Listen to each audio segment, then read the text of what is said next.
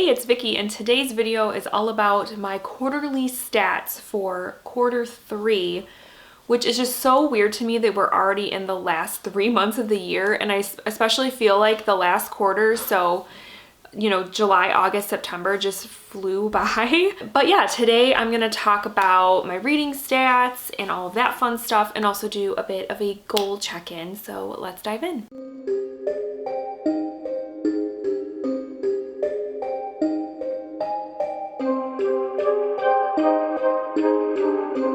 So first, this quarter, let's talk about the books I read. I read 23 books between July and September, and that's pretty average for me. I don't think it was my best quarter. I think quarter 1 was the most, but I'm not sure. I didn't check before I started filming. But so anyway, 23 books is pretty average, but it tallies up to 7,875 pages, which if I do look back, that's quite a bit more than quarter 2, like 800 pages more. I definitely read more pages this quarter. There were some big books that I read this summer. 12 of the books I read were print, 3 of them were ebooks, and 8 were audiobooks. I didn't reread any books in this quarter. That just didn't happen. And then I did have 1 DNF, which I don't know why I thought that that would be higher, but no, I only DNF'd 1 book, and it was in September. I DNF'd The Finalists by David Bell. I made it like 20 pages into this and decided it was not for me. And then if we get into some genre breakdowns, which I always like to do, it's always fun to see what books I was reading throughout this quarter. And again, it's no surprise that my top genre was horror. I read 7 horror books. I think that some of that, I typically usually read horror. Horror is usually my top genre. But I think that what contributed to it in this quarter was definitely Summerween, which was a readathon I did that took place in July that was like focused on reading like Halloween type books in the summer. So that definitely helped that out. But then I also had 4 thriller/suspense books. Again, not a big surprise there. And then I had 2 contemporaries, 2 what I would call just like literary fiction. I had 2 nonfictions, which again, I'm a little disappointed in that number. I wish I had read more nonfiction than that. That seems kind of sad. 2 fantasies, 2 memoirs. So I guess technically I read 4 nonfiction books, but I tend to separate nonfiction and memoir. So I read 4, but I still wish that that number was a little bit higher. And then I read 1 historical fiction and 1 romance. Yes, I read a romance book this quarter, which is so usually not a genre you're gonna see on my lists. But yes, I read The Dead Romantics by Ashley Poston, and I really liked that one. So yeah, all in all, it was pretty typical. There was a lot of different genres going on, but horror was the top one. Sorry if the angle has changed a little bit. I had to change my camera battery because it died on me. So in quarter 3, I had 3 5-star reads, which is pretty good. That means on average I had 1 a month, which I think is actually how it worked out. It is. I had 1 in July, 1 in August, and 1 in September, so that's great. My 3 5-star reads, so I guess you could say those were my favorite books of this quarter, were The Kind Worth Killing by Peter Swanson. This was a thriller that I read on my Kindle. I actually read it during Summerween, and I absolutely loved it. Obviously, I gave it 5 stars. The other one was Finding Me by Viola Davis. This is Viola Davis's memoir, and I absolutely love the writing in here. I love just her voice and her personality, and just hearing her discuss her life was great. 5 stars. And then the last one was my favorite read of September, which was Monstrilio. The author's name escapes me, but I will put the book right here. I just read this one, and it blew my mind. It's probably my favorite horror novel of the year. So that's exciting. Now we're gonna get into like a goal check-in. So the first one always that I feel is one of my top goals, I guess, is how many books did I want to read in 2023? I wanted to read 75 books, and I am currently at 69. So that basically means that this month in October, I'm gonna hit my 75 goal, which is exciting because it's always nice to meet that number. In the past, I have usually set my goal to 60, but I wanted to up it a little bit this year because I typically read a lot more than 60. So yeah, I feel like 75 is a good number. I'm happy that I'm going to be reaching that goal, and I can already check it off the list before the end of the year. Then I had a goal to get my physical TBR down to a specific number because I was starting to feel a little overwhelmed by how many physical books I had on my shelves that I had not read yet. And it was starting to sort of take over space that I felt I should have for books I've read. I want my shelves to be overwhelmingly books that I have read, not books that, you know, when someone comes in and says, oh, what was this book like? And I say, I don't know, I haven't read it yet. And so I felt like I needed to sort of get that number down so that I had more room on my shelves for the books I've read. So I made a goal to get that number to 75. I think when I started the year, I was in the 90 range, and I am currently today at 71. So I have met the goal. The question is, can I keep the goal? And that might be a little tough because this, like, Q4, there are a lot of new books coming out that I want to get my hands on.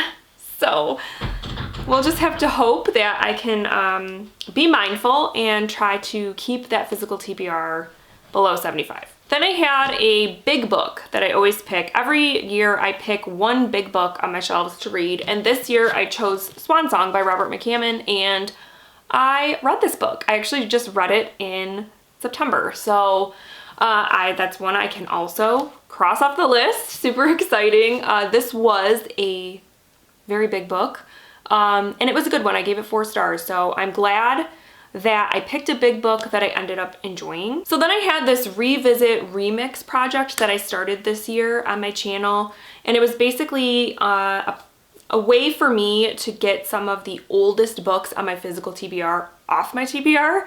And so what I did was I went back and I saw books that I had hauled at least 5 years ago, and if I hadn't read them, I put them on this list that I called the Revisit Remix. Which basically means that I had to read them at some point in 2023, or they had to be unhauled at the end of the year because they have been on my shelves for far too long. So I had 4 that I put on the list at the beginning of the year, and I've read 3 of them. So that's great. I'm doing good. So the last one that I haven't read yet is This Scorched Earth by William Gere, and this is a Civil War story dealing with 2 families in, I want to say, Alabama, Arkansas. So obviously I have to read this now in the last quarter of the year, or I'm gonna have to unhaul it. Then I decided to partake in a couple of reading challenges in 2023 and sort of make them part of my reading goals to make sure that I was doing my best to complete them. So the 3 that I took part in this year are the Books in the Freezer reading challenge, which is 12 prompts, and the whole challenge revolves around reading horror novels. And at this point in the year, I'm 75% through. So I feel like that's like right on track. That means that I'm basically doing, you know, a quarter, which is great. So I'm right on track there. I should be able to complete the challenge by the end of the year. And then the other ones, I also am doing the Buzzword Reading Challenge, which is also a 12 prompt reading challenge where every month there is a different buzzword and you pick a book that has that buzzword in it. So I am also at 75%. So again, I've been doing well, averaging out basically one of those challenges every month, so that's awesome. I shouldn't have a problem completing that one either. And then the last one I'm doing is the 20 Books by Black Folks Challenge, which is basically just to read at least 20 books by Black folks. It's pretty self-explanatory, and I am 70% through that goal. So I wish I was a little bit further ahead for that, but I still think I'm on track. I still think I'm gonna be able to complete that. I still have plenty of time and plenty of books by Black folks that I wanna read in the remainder of the year, so I should definitely be able to meet that goal. So another goal I had was to read 3 classics in 2023, and I have read 2. The problem is I have not read a classic since the first quarter. I have read Go Tell It on the Mountain by James Baldwin and 100 Years of Solitude by, the name escapes me, but here's the cover. But both of those I read in quarter 1. So I really need to get cracking and read another classic to meet that goal, and maybe start making classics a little bit more of a priority. I also wanted to read a Kindle book every month so that I could kind of get through my Kindle TBR. And so I have done that. I have read a book every month. I've read 9 Kindle books this year, and averaging out to be 1 a month. So I'm right on track there. I think I should be able to meet that goal. And then my last goal that I had on my little list was to read 5 new to me Stephen King books, and I have kind of been sucking at this challenge. I've read 2. I have read Hearts in Atlantis, which is a collection of, now I can't remember if it was 4 or 5 novellas. I enjoyed this one. The first novella in the collection was my favorite. I think this averaged out to be a 3-star for me. And then I read Black House, which is a sequel to The Talisman, and I actually didn't like this one. I gave it 2 stars. I'm probably not even going to keep this copy because I don't even own The Talisman.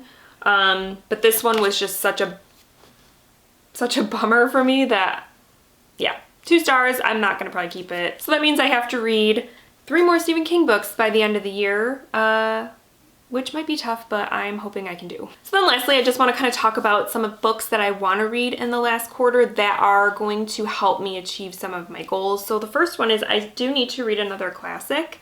The number 1 on my list right now that I think I want to read is Villette by Charlotte Bronte. This is a classic I have had for a few years now on my shelves, I think, and I have never read any other Charlotte Bronte other than Jane Eyre, which I loved, and that's why I picked this up. So this is a contender. I could possibly read this at some point in quarter 4 to achieve that goal, but then I do have a couple other classics that I also obviously have on my physical TBR that I want to read. So the first one is Fahrenheit 451 by Ray Bradbury, because yes, I have never read Ray Bradbury at all, which is crazy. And what was cool about this one is if I did read it, it is also on my 100 Epic Reads poster. So I would be able to kind of scratch that off on the side. It would be sort of an aside from my, vlog series that I do for that poster. But yeah, so anyways, this is a possibility. But then I also have A Little Princess by Frances Hodgson Burnett. It's just one from... I feel like that I just didn't read from my childhood, that I think it's a, pretty well-known children's classic. And then lastly, I have Persuasion by Jane Austen, which I read Pride and Prejudice quite a few years ago, and I actually didn't really like it. But I picked this up at a library sale because I want to kind of give her another chance. And so I picked this one up because it seemed like, I don't know, it seemed a little short and one that I could maybe tackle. So we'll see. Like I said, Villette is probably the number 1 contender right now for my last classic of the year, but I do have some options. And then as far as my Stephen King goal goes, I have 3 more books to read by Stephen King. So the first one is Holly, which I'm actually planning to read this month. I'm going to be starting this very soon, within probably the next couple of days. So obviously that one's okay. I also, because I'm trying to read them in order, if I do that, my next 2 is a short story collection called Everything's Eventual. This one I'm actually kind of excited about because there's a couple of stories in here that really intrigue me. One of them being 1408, which was made into a movie, and then there is I believe a really good Dark Tower, like, tied in story in here that I'm also very excited to check out. And then the last one is From a Buick 8, and I honestly have no idea what this is about, but I'm gonna try to read it by the end of the year. All right, guys, I think that's it. Those are my stats for quarter 3 and some of my kind of last quarter goals to get through. Let me know down below what your favorite read of July, August, September was. I would love to know that, and let me know if you have any goals that you are keeping track of that you have like met. Now that we're getting close to the end of the year, I'm sure some of those goals are starting to happen, and I would love to hear about that. So that's it. I hope you guys are having a great week, and I will talk with you soon. Thank you so much for watching.